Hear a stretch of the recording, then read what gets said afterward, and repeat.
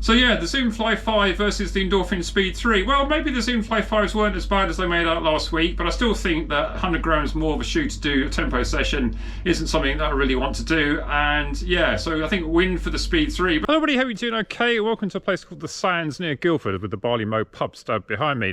Now thanks very much everyone who watched my video on the Zoomfly 5. Never got to 10,000 views so quickly before, so much appreciated. So another one today on the Zoomfly 5, this time up against the Endorphin Speed 3. Now both these shoes I would classify as tempo shoes. They aren't out and out super shoes in the ilk of the Next Percent or the Endorphin Pro from Saucony. They're kind of one down from that. So the Endorphin Speed has been a very popular line, very well received. I think it's a classic example of a lightweight trainer that's well cushioned that you could obviously use for speed, but also everyday training. The Zoomfly 5, basically also a very popular line from Nike. Opinions perhaps divide on whether it's any good or not, but certainly a shoe that's designed to be a do-it-all shoe that you could race in and equally home to do your tempo runs in and maybe even your easy runs. So what I want to do today is do my session. I'm doing 5-minute intervals. I'm going to swap shoes after every 2 just to see how they feel on foot. Basically the Zoomfly 5 is 100 grams heavier for me in the UK 13 than the Endorphin Speed 3,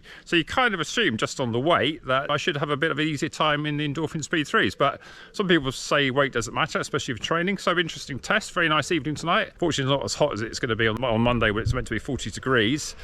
For those of you who haven't seen my Shoeoffs before, what I tried to do in a sort of pseudo-science way, obviously not with access to gym equipment, just really looking at what my heart rate does in RPEs, is run the same course at the same sort of speed in different shoes and basically compare how my heart rate feels, look at some of the running dynamics, and just sort of basically give me my opinions on which one I think is best. Obviously in a training one, it's not absolutely imperative that you wear the fastest shoe, but you also, if you are running fast, you want to sort of simulate a shoe that you think you're going to race in.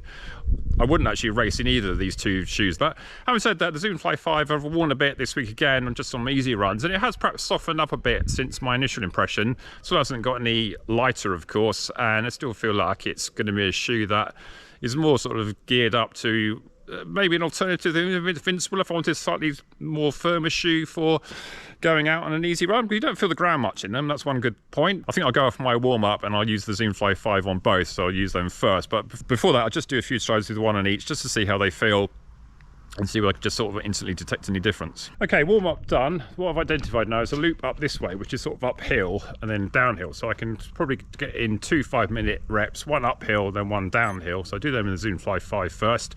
Apologies, there's no trains in this one today, but we've got a bit of history here. Smuggler's Way. So I'll have to do some Googling to see what smugglers that used to come up here. And I think today we just see if we can smuggle away with a okay run in the Zoomfly 5. They do feel a bit heavy going uphill. I think Ben is running, in my comment to him, said, oh, they must feel like ankle weights when you go uphill. Well, we'll soon see, because so they're almost 400 grams, 388 is the largest size. So see what we do. At least they should help to fly downhill, shouldn't they?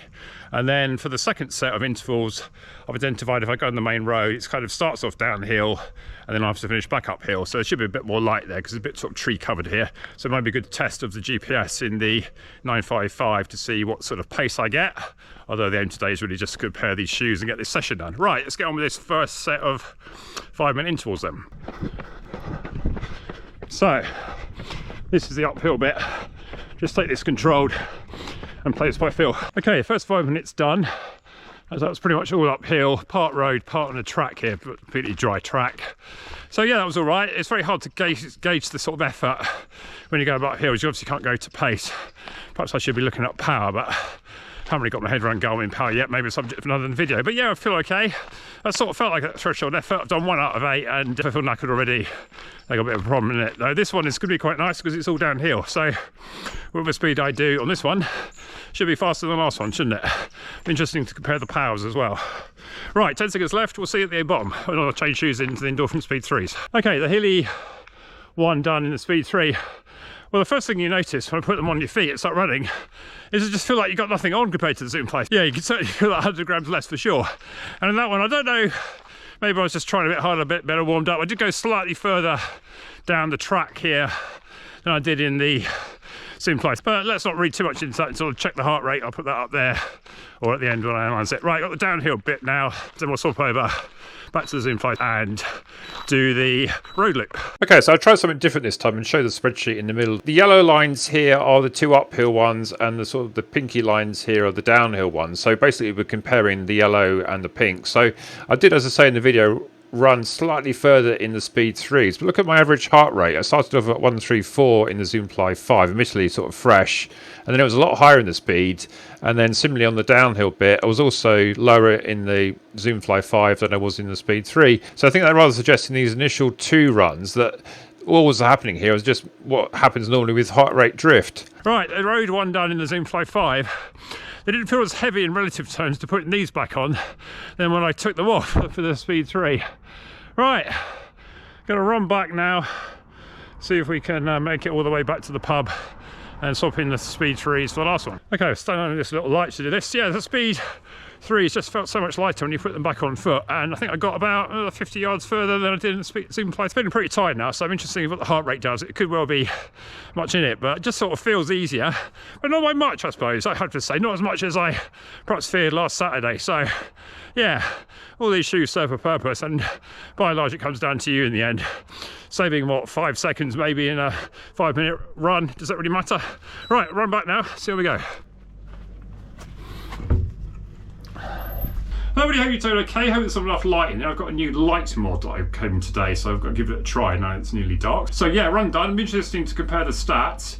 I think instantly I would say that the Speed 3 felt so much lighter, certainly like nicer to run in. Some people ask me, are the Endorphin Speed 3 stable? Well, I have to say that they're slightly less stable than the Zoom Fly 5, but if a shoe that isn't stable, that's nearly 400 grams, you've got to worry, haven't you? I think for me, as a sort of a midfoot striker and toe off, yeah, a bit of wobble's kind of almost natural. And the Speed 3s, bizarrely, although they were kind of built as being a bit wider than before, they definitely sort of feel like you've got a slightly narrow shoe on foot, which is nice for me with a narrow foot. I think maybe because the Zoom Fly 5 is just so much sort of base to them. I think that the whole bulk of them, the 100 grams must be added somewhere. And I think the carrier foam and the fact they're perhaps slightly wider. Okay, Zoom Fly 5 versus Endorphin Speed 3. Well, not surprisingly, I thought that the Speed 3s were nicer to run in. Instantly when I put them on, I could feel that the fact they've got 100 grams less shoe on foot. Whether they were any faster, well, I think marginally, because I think when I did the outward legs, I ran a bit further than I did in these Zoom Fly 5s. Well, that's because I already knew what I had to do. I wasn't really looking at the watch because they were sort of up and down, these ones. But yeah, interesting test, good session. I think it sort of shows that you can do a session in anything, and the important thing for a session is to get it done and feel like you're good, don't get injured, don't sort of get ill after it, and move on to the next one, box ticked. So in that sense, either shoe worked fine, but I think if I had to choose between the two, it would have to be the Endorphin Speed 3. Okay, let's go and look at the stats then. So if you also look at the spreadsheet here for the second set of runs, this was basically an out and back on the road. It was sort of downhill on the way out, and that's the two green lines to compare, and then the two blue lines there with the way back when it was slightly uphill. And again, as I said, after the first set of 5-minute intervals, then the heart rate there was largely just corresponding to heart rate drift.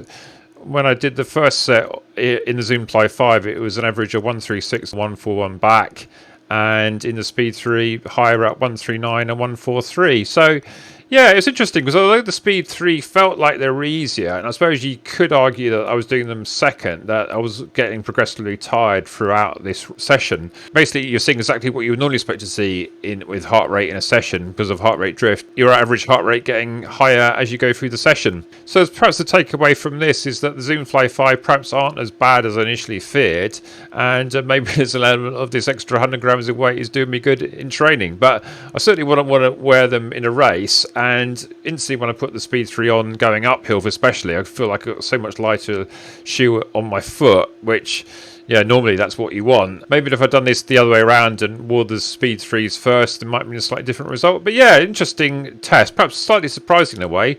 The Speed 3 wasn't markedly better in terms of the actual performance, running the same sort of times with more effort as you'd expect running them last. So yeah, what do you make of this? Does this surprise you? Does this make you want to go out and buy the Zoom Fly 5 and drop the Speed 3s? I still think I would prefer running the Speed 3s, even though maybe there's not really much performance difference. I think when it comes to race, Vaporfly Next Percent is still going to beat these two out of the park, but maybe I'll need to do a Shoeoff incorporating that just to show you.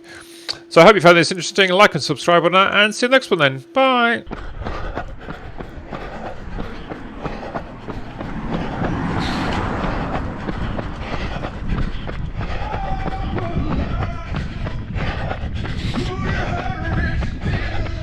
I thought I'd get copyright straight outside a golf club.